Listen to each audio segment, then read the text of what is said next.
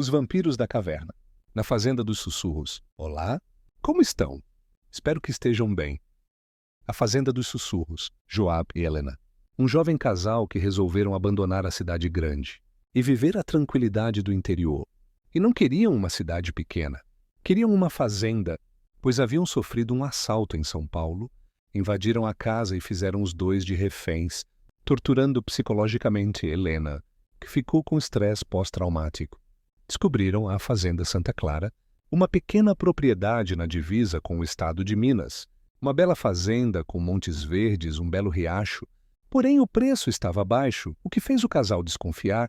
O vendedor disse que o antigo dono faleceu e os filhos não queriam cuidar da fazenda, e como ela era de difícil acesso, estava difícil concretizar a venda. Mas eles se apaixonaram quando viram a terra, muito bonita, muito verde, e uma tranquilidade tão boa que resolveram fechar negócio. Se mudaram no mesmo dia em que assinaram os papéis. Os primeiros dias foram de muito trabalho para os dois, já que a casa aparentava estar abandonada há algum tempo. Após o primeiro mês, os dois começaram a ter pesadelos, e era algo constante.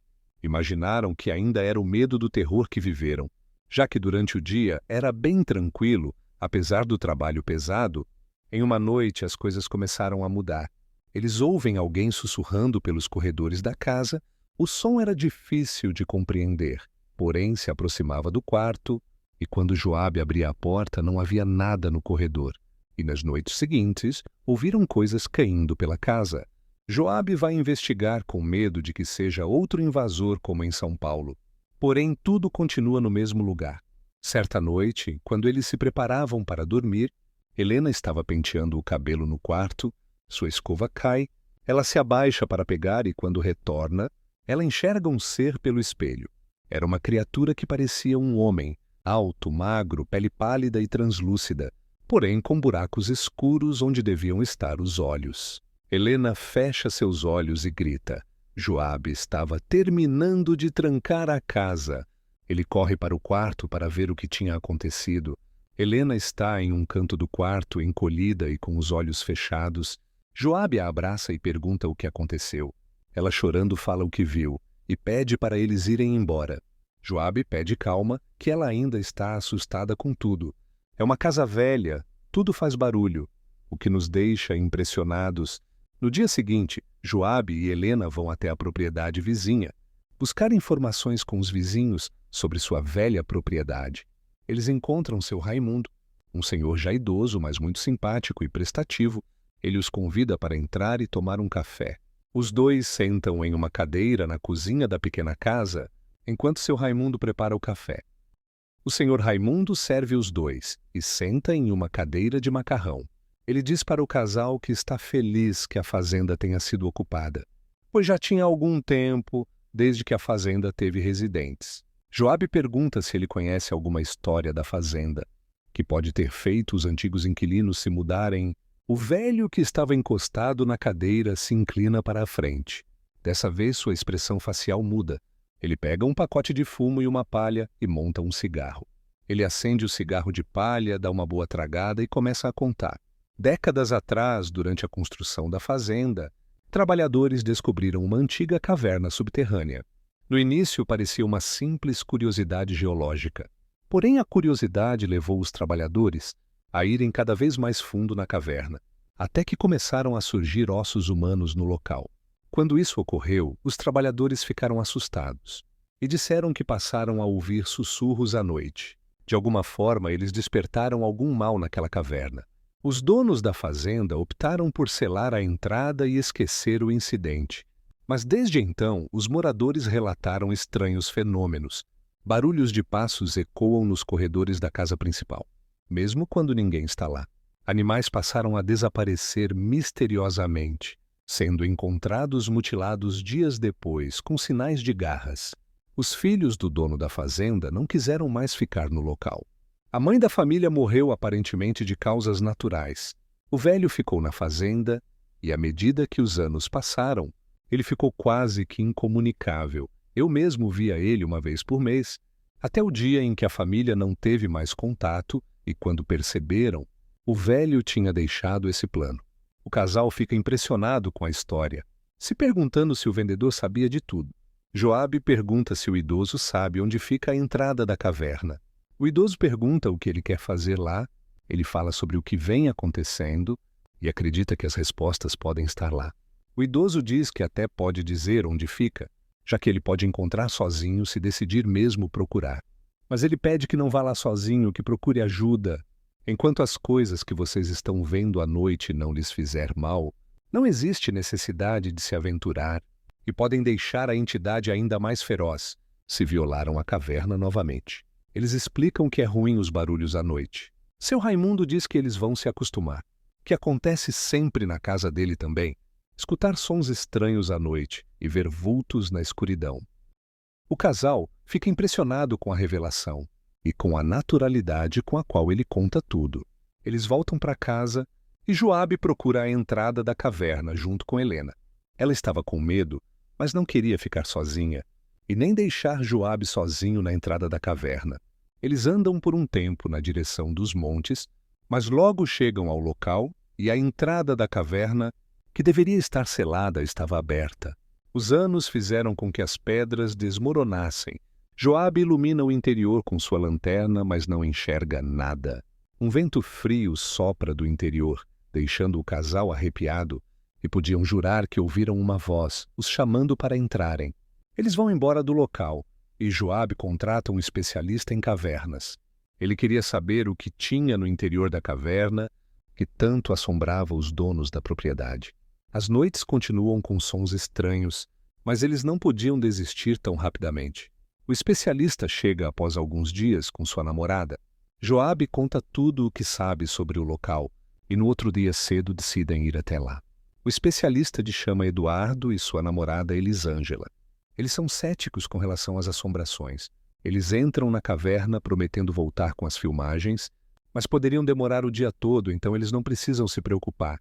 Eles usam rádio, mas avisam que podem não funcionar no interior da caverna. Depois de 4 horas, Elisângela reaparece, dizendo que Eduardo está preso em uma fenda e vai precisar da ajuda de Joabe para retirá-lo de lá. Ela pega alguns acessórios extras e equipa Joabe. Ele tenta negar, dizendo que não tem preparo, porém ela insiste e pede que Helena espere. Os dois vão para a escuridão da caverna, deixando Helena sozinha, que fica na mistura de sentimentos, entre o medo e a expectativa. Com muito cuidado, Elisângela guia Joabe. Eles caminham com bastante cuidado. Elisângela diz que a fenda em que Eduardo está preso surgiu do nada. O chão ruiu e ele ficou preso. E passaram bastante tempo com ela tentando retirar a perna presa, mas sem sucesso, por isso buscou ajuda. Até então, a caverna não tinha muita dificuldade. O medo de Joabe foi substituído pela adrenalina, apesar da escuridão. Eles finalmente chegam onde Eduardo está preso. Está da cintura para baixo, preso na fenda. Ele diz que não consegue virar os pés, por isso está preso. Elisângela não vê outra saída, a não ser quebrar parte do chão para poder retirá-lo. Ela prende cordas nas paredes com ganchos e prende aos cintos de escalada. Quando todos estão em segurança, ela come a quebrar a fenda. De um lado deu certo, para dar a volta ela precisa se desprender. E nesse momento o solo se abre ainda mais na caverna. E ela cai na fenda, Eduardo segura sua esposa, a caverna treme com a abertura do solo. Joabe se agarra à corda e ao olhar para baixo ele enxerga criaturas na escuridão. As criaturas agarram os pés de Elisângela. Eduardo já está muito cansado de tentar escapar da fenda. Seu braço está tremendo e perdendo as forças. Elisângela escorrega das mãos de Eduardo e vai na escuridão. Eduardo grita por sua esposa, corta a sua corda e cai. Joabe escuta os dois gritando e o som de seus corpos sendo estraçalhados. Ele fica paralisado de medo, porém quando as criaturas começam a subir, ele tenta sair do buraco, voltando para onde veio. Joabe grita de medo. As criaturas se aproximam dele. Ele se desprende da corda e corre para fora. Quase na saída ele tropeça e torce o tornozelo. Ele grita por Helena, que entra para ajudar. A sorte dos dois é que ainda tem luz do sol.